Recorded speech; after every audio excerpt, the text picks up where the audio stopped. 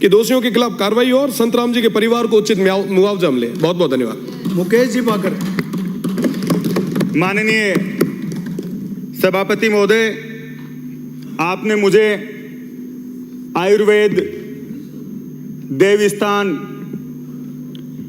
और पशु पालन पर बोलने का जो मौका दिया, उसके लिए मैं आपका धन्यवाद देता हूं।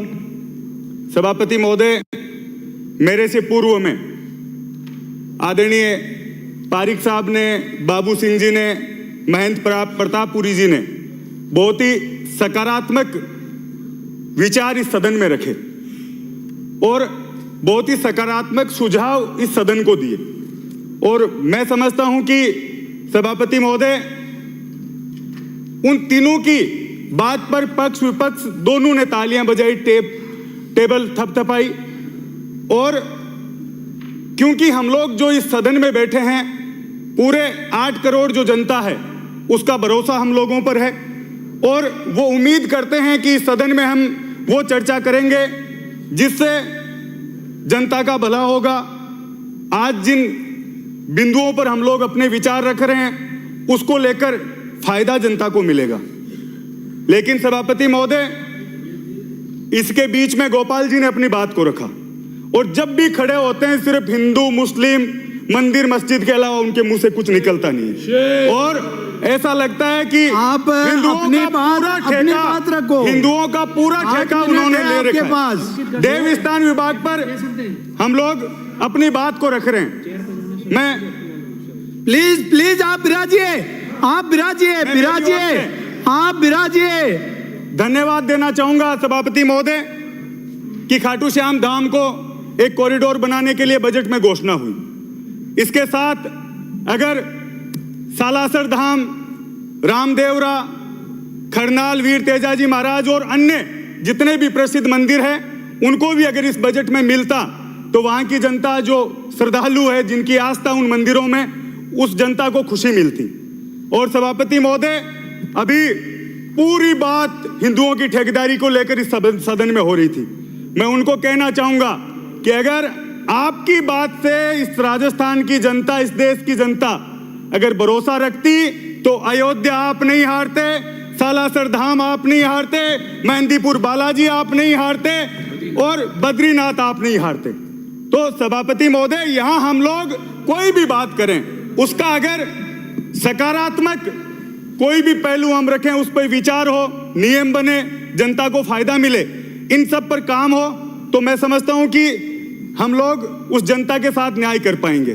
सभापति महोदय, देवस्थान विभाग में जो मंदिर और मठों की जमीनें हैं, डोली विवाद जो लंबे समय से चलता आ रहा है, मैं चाहता हूं कि ये सरकार पूरे राजस्थान में इसके जो विचार हैं उन लोगों से राय मशूरा लेकर जो डोली विवाद है इसको ये सरकार खत्म करेगी, ऐसी उम्मीद मैं आप सबके माध्यम से करना चाहता हूं। सभापति महोदय,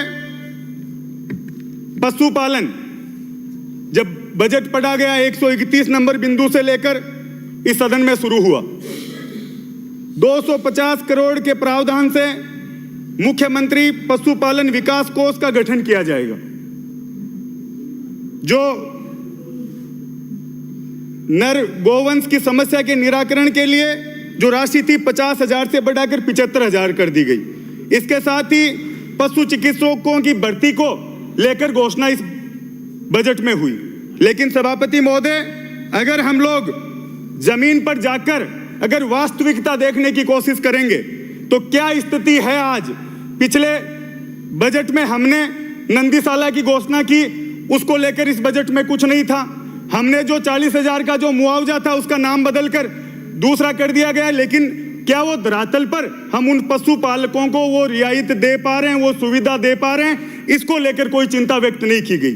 सभापति महोदय, आज भी हम लोग नए पशु चिकित्सालय खोलने की घोषणा इस बजट में हो गई, लेकिन आज भी स्थिति क्या है, नए पद सृजित किए जाएंगे उसकी घोषणा हो गई, लेकिन आज भी वास्तविकता यह है कि 60% से अधिक पशु चिकित्सालय जो गांवों में हमने खोल दिए वो खाली पड़े हैं, उनमें पशु चिकित्सक नहीं है। 2019 की जो 900 पदों को लेकर भर्ती आमंत्रित की गई थी उसके साक्षात्कार हो गए, लेकिन अभी तक उनको ज्वाइनिंग नहीं दी गई है। 2012 में हमारी सरकार ने पशुओं के लिए निःशुल्क दवा योजना शुरू की गई और आज वो योजना पूर्णतया ठप पड़ी है। किसी भी जगह पशुओं के लिए दवाई निःशुल्क वहां मौजूद नहीं है। पशुपालक परेशान होकर निजी खर्चे से अपने पशुओं को जब बीमार होता है उसका इलाज करवा रहे हैं। तो मैं चाहूंगा सभापति महोदय, इन बातों पर हम लोग ध्यान दें। इस बजट में हर जिले में मेला लगाने की लेकर बात सामने आई। उप मुख्यमंत्री जी ने कहा हम लोग जो प्रसिद्ध मेले हैं उसके अलावा हर जिले में भी पशुओं के लिए मेले लगाएंगे और उन मेलों को प्रोत्साहन देंगे।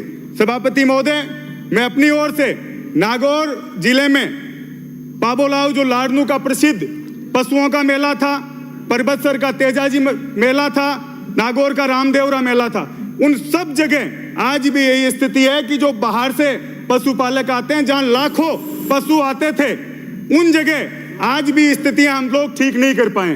सभापति महोदय, समय आपने दिया है।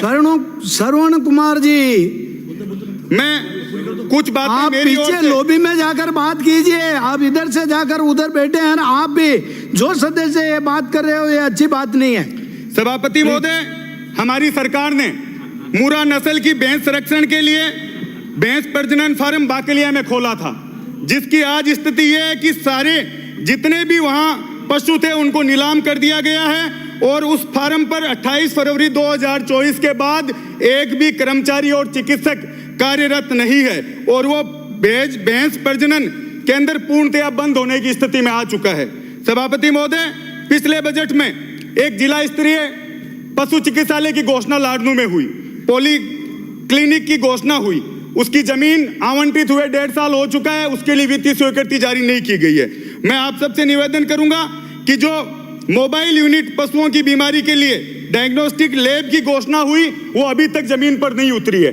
मैं आपके माध्यम से चाहता हूं जब मंत्री जी इस पे बोलें तो कम से कम ये जो पशुपालकों की समस्या है इनको केंद्रित करके कुछ न कुछ उनको रियायत जरूर दें। आपने बोलने का मौका दिया, बहुत बहुत धन्यवाद। जय हिंद, जय भारत। श्री जितेंद्र कुमार जी गोटवाल।